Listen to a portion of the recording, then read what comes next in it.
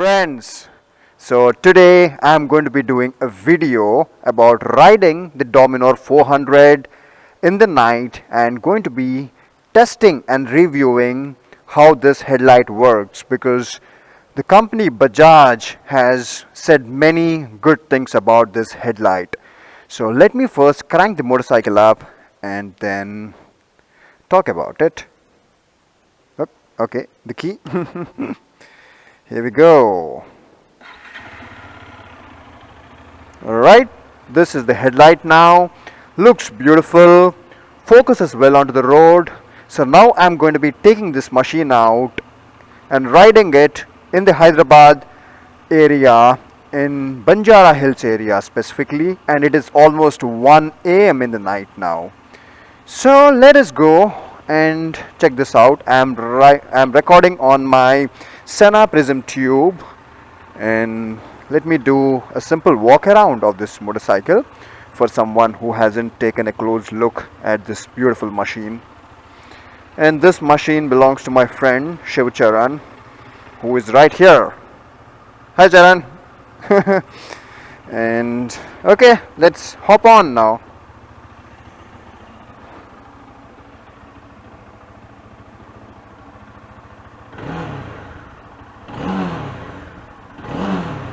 Beautiful sound. You might be thinking I'm not wearing any knee protection, but I am. I'm wearing internal knee protection by Soleil's brand. Okay, side stand. Nice feature. Low beam, high beam.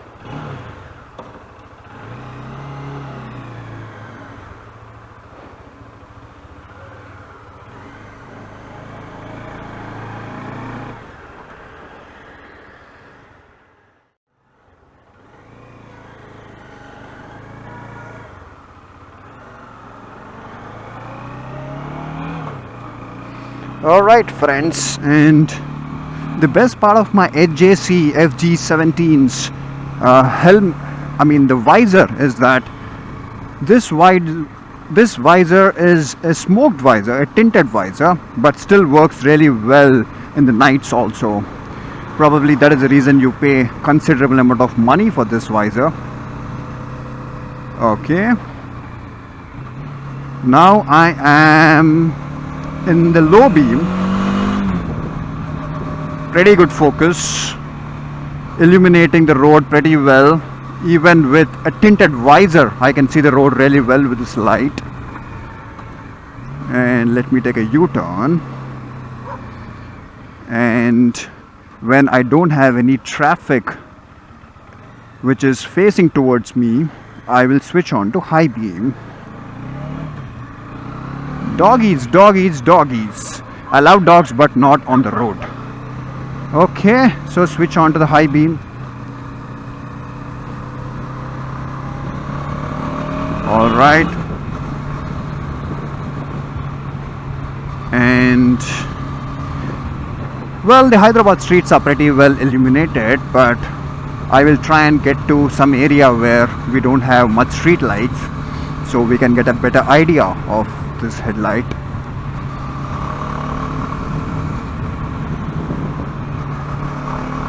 I'm going to be taking another U-turn on the right side.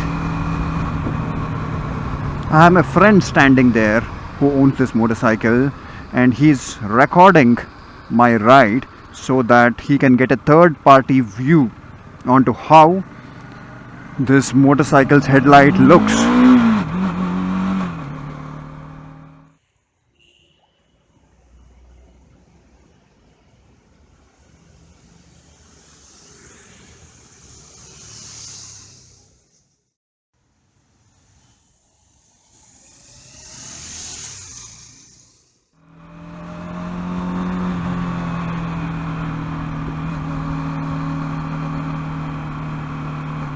Okay, I hope he got some good shots of me.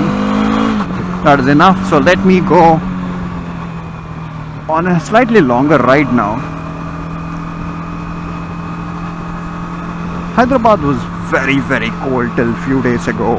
Right now also it's really nice and pleasant, but that bone chilling cold is kind of gone. Alright. Well, night rides, they feel absolutely beautiful because lesser traffic, lesser heat, lesser pollution. But as I always mention, friends, night rides have their own level of risk because the visibility is lower, and also tinted visors. So be very careful when you're doing night rides. Don't get carried away because of the visibility being low. We won't really know where we have potholes or speed breakers, or if a dog or some animal is running onto the road. You might have noticed that I'm not very constant in my speech today. I'm fumbling on many words, and the reason being that I have not been well for a long time, almost 12 or 14 days now. I've had, a viral fever which got me sick, and I've had cold, cough, extreme weakness and whatnot. So I'm kind of running out of breath when I'm speaking, and also the cough, it can kind of come in any time. So please excuse me if my speech is not kind of constant today. Alright, so I'm getting to an area where it is slightly darker so that we can get a better idea of the headlight. Yes friends, check this out now.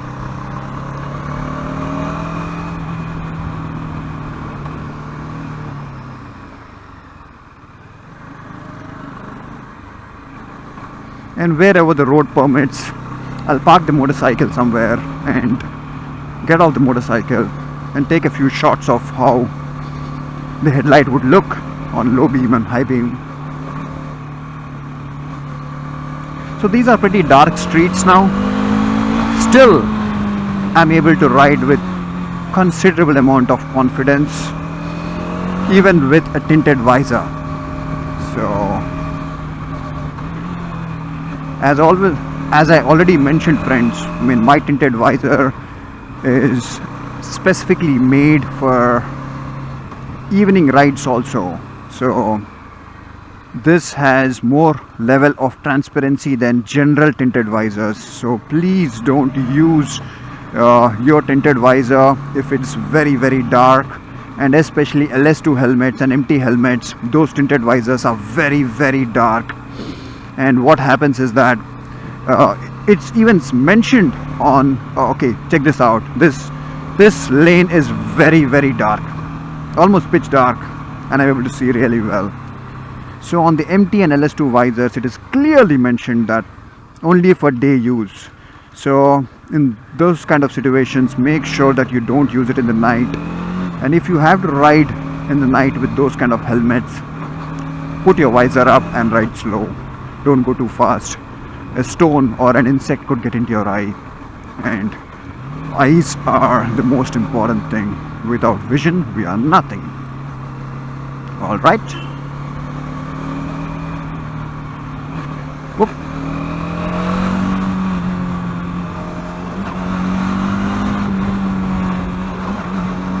I hope I got the setting of my, the angle setting of my Senna prism tube correct this time. Most of the time I've been kind of messing it up. I'm either going too high or too low and not being able to cover the motorcycle very well. Okay, before I enter illuminated roads, let me park the motorcycle with the headlight on and show it to you how she looks.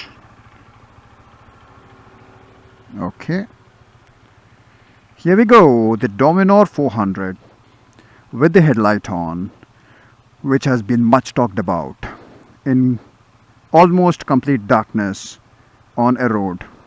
I'm sure if a cop's patrolling van passes by now, they will sure stop and ask me what I'm doing here. But that's alright, I'm not doing anything illegal, so who cares? I've had enough encounters with cops, and most of the time I was not completely wrong there. So here we go. Let us check the low beam now. Okay, this is low beam.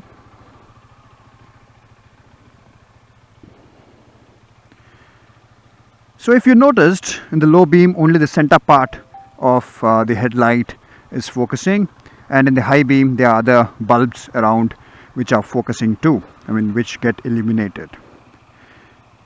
So let me go there and put on the high beam and low beam ones, and we can see how the focus is working. Okay, high beam, low beam, high beam, low beam, high beam, low beam. Pretty good. And I'll go back the same way so that you can see the headlight better. I'll not get onto highly illuminated roads. Okay.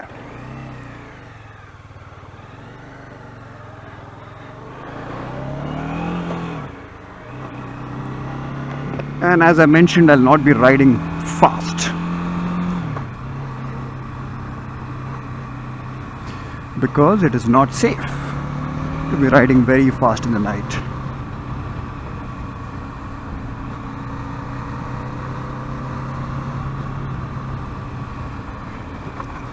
The suspension also behaves really well. Check this out. I'm going over many speed breakers and it's pretty cool.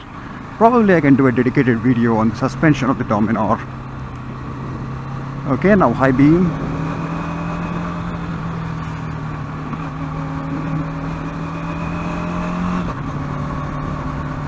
And also this motorcycle is still in its running in period, so I don't wish to go on to too high RPMs also. And remember friends, when you're in the running in period, there are many myths about it, and I did make a video on the myths about running in your motorcycle. I have a link. I'll try and put that in the description, or you can simply type in Google or YouTube.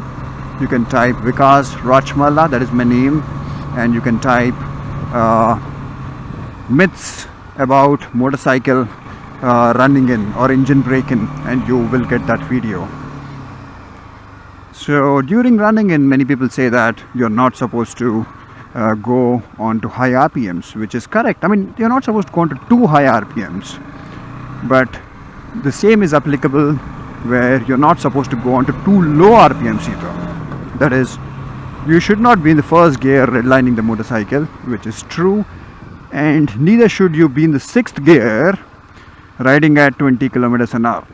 That is bad too, because then your engine would be under too much stress, because in taller gears the torque would be less, and the engine at lower speeds needs torque, and if you cannot provide torque, the engine would be under stress, and that is really bad.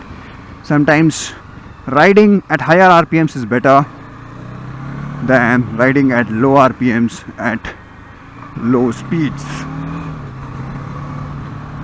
Okay. Imagine there was a black dog sitting there on the road when the road was almost pitch dark. God.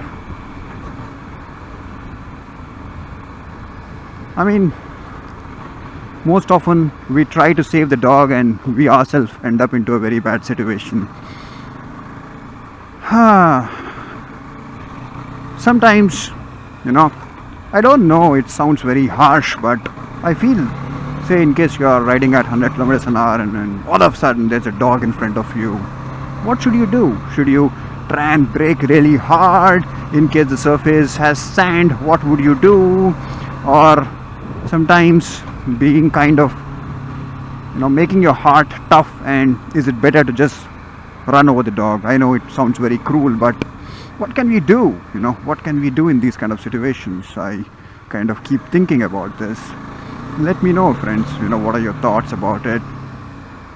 Probably you can have a discussion. How do I go from here now? Okay. Alright, I'm near the GVK Mall in Banjara Hills. This is an upmarket area in Hyderabad. Very expensive area. Okay, where is the U-turn? Oh freak, they have blocked this U-turn. How do I go? Okay, here it is. And taking a right turn.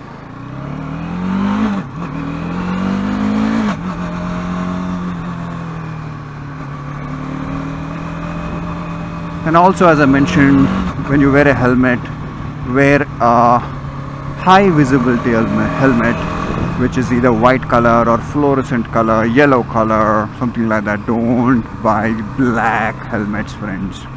It could be okay for a racetrack, but not for public roads. Oh fuck! What did I do? Did I jump a signal? No, that was just about to become green.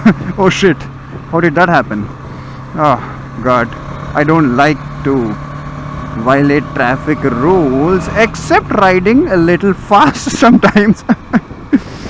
Yeah, okay, green, I can go. Alright. I mean, the world is such a 24-hour, life these days. A city like Hyderabad, which was not so much of a 24-hour life thing about 10 odd years ago. Now today, literally, even at 1 or 2 a.m., check this out, quite a bit of a traffic. Because of globalization, people working throughout the clock, which is good. Everyone needs to make a living and work hard, party hard. That is what I believe in. Alright, I'm getting back to my destination, and thank you very, very much for watching my video, friends. Your support is something which I cannot thank enough. And if you're not subscribed to me, you're missing out on some 430 videos. So do think about subscribing to my YouTube channel. And also, I'm on Facebook with the same name, that is Vikas Rachamalla. You can search for it. That is facebook.com/vikas.rachamalla. And I'm there on Instagram also. My ID is RVKVIKAS basically Instagram. And my email address, you can write to me at iammotorbiker@gmail.com. Thank you, friends. Bye bye.